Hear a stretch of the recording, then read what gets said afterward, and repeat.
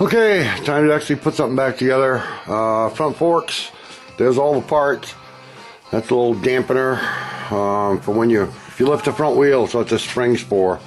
Make sure that doesn't bottom out against there. So that's what that spring is. Slides on the dampener, a couple seals, end cap, pinch bolt for the bottom of here.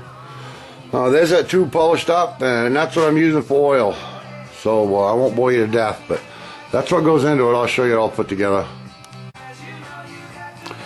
One more thing, I finally found a use for my Duck Dynasty t-shirt. Mustaches are for boys, beards are for men. Yeah, right. Okay. Well, you know it's going to be a good day when you fuck up right off. This is the upper tube. Yeah, it's got a bushing on the bottom of it. And that's got a bushing in the top of it. Well, guess what? This has to go in before that bushing goes in, because this won't go by it. The tube will go by it, no problem, but that fucking bushing won't, excuse my French. But so I have to somehow get that bushing out. Might destroy it. If it is, this project's gonna be put off for a while. But I have this puller, and you crank that together, and those two pins, well, you know, really, it's going to be a bad friggin' day. That's the wrong puller. That's funny. Let's try this. This puller.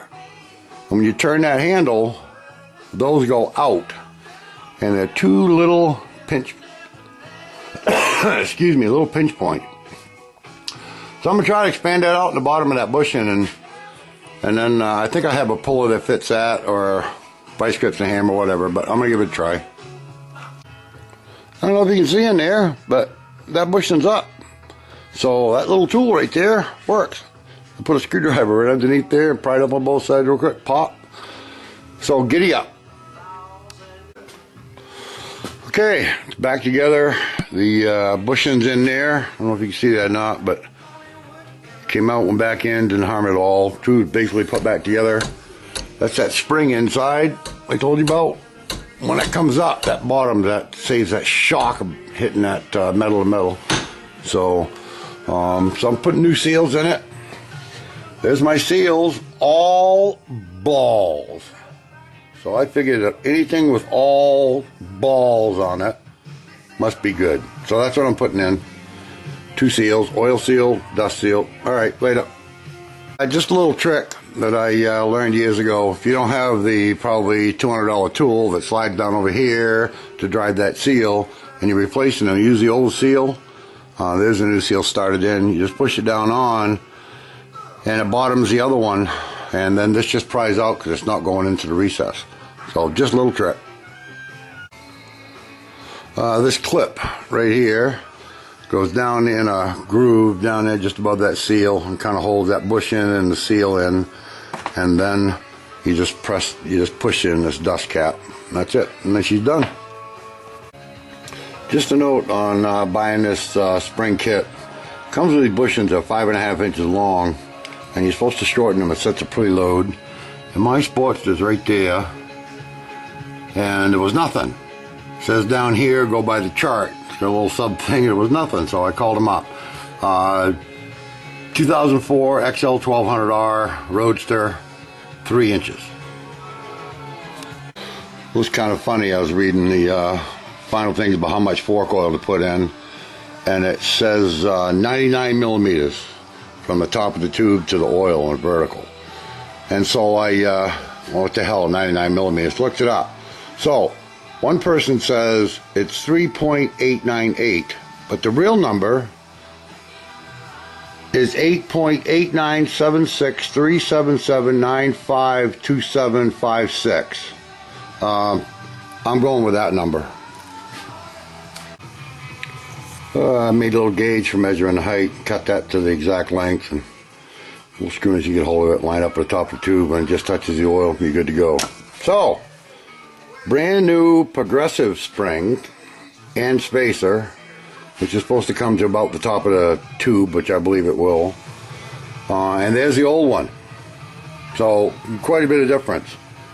You know, those coils get progressively tighter as they go down, but not by much. And it's a little wussy spring. This one here, however, not so much. So anyhow, that's a $100 kit. It is what it is. So I'll put it in. Okay, those are back together in just one pinch bolt on bike temporarily, because they're easy to clean on the bike because you can hold them. But you can see the difference. This one's done, and this one's not done. So if you turn them like that, you can probably see the difference. Just a patina difference. This one's more like friggin' chrome. Yeah, well, there we go. So another whatever. This one looked like that one done. There's my replacement shock. These are Progressive 430s. They're all billet, top and bottom, all machined, all polished. Lifetime warranty. Those are the ones I'm replacing, so a little bit of difference. They're 13-inch. I'm not going to lower it, so I'm going to do that next. Well, when you get these shocks, you have to put a bushing in. Right there. Let's put that bushing in. And it looks like this. And it has to go... Oops, sorry about the camera. It has to go right there. The problem is, it just doesn't push in. You got to press it in. So I'll show you how I did it. I don't really have a good press. So what I did was take a C-clamp and a socket, put the bolt inside of the bushing, and then just turn it. And you get the picture. It's going in. So that's how I do it. Okay, as you saw before, there's my speakers mounted. So I have a 600 watt amp that I want to mount between them. So I spent some time this morning, and I've been fabricating out of aluminum a little mount, actually. And there it is. Goes through the back. There's a little air gap on the side. There's a lot on the top, and the bottom's open, so it should breathe okay. And it's made out of an old road sign, actually, an old aluminum road sign. There's the other piece of it. And for a brake, which I don't have to make those bends, I have some hardwood, and you just slide it in there, mark it, tighten down that screw and that screw, and then take another piece of hardwood, put it right there, and push down on it. And you can make some pretty nice bends, actually. Those are pretty cool. You know, they're nice and straight and everything. So anyhow, this is going to hook on to those two bolts right there. That one and that one.